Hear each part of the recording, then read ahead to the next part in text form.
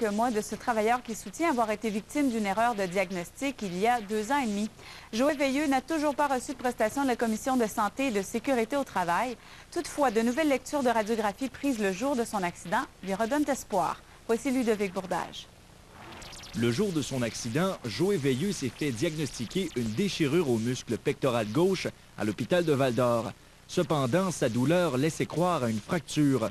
2 ans plus tard, il n'a toujours pas reçu de prestation pour sa fracture de la première côte gauche, puisque lors de l'audience à la Commission des lésions professionnelles, M. Veilleux n'a pu démontrer de lien entre sa fracture et son accident. Toutefois, une relecture des radiographies prises le 26 février 2008 démontre bien une fracture du tiers moyen de la première côte. Dès le départ, si on avait eu une lecture exacte de sa situation, on n'en serait pas où nous en sommes. Là, on a 4 radiologistes sur 5 qui ont vu la fracture sur les clichés de la journée de mon accident. Puis le dernier marque, cette fracture est apparente et elle est incontestable. Avec ces nouvelles preuves, on espère rouvrir le dossier et obtenir réparation. Il est clair pour nous que nous allons demander une réouverture du dossier.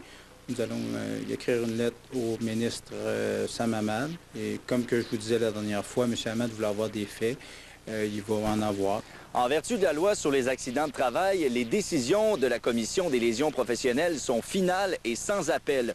Toutefois, M. Veilleux pourrait demander une révision pour cause, qui est un recours exceptionnel. Il faut prouver que la décision est manifestement déraisonnable ou qu'il y a eu une erreur ou un fait qui n'était pas connu lors de l'audition et qui est connu à l'heure actuelle. Avec la réouverture de son dossier, tout ce qu'il espère, c'est qu'on reconnaisse sa fracture et qu'il obtienne justice dans son dossier. Je commence à être pas mal tanné de ça. C'est long. Là. Joël Veilleux attend maintenant son rendez-vous pour une chirurgie thoracique à Québec. Une fois rétabli, il espère retourner sur le marché du travail. Ludovic Bourdage, RNC Média, à Rouyn-Noranda.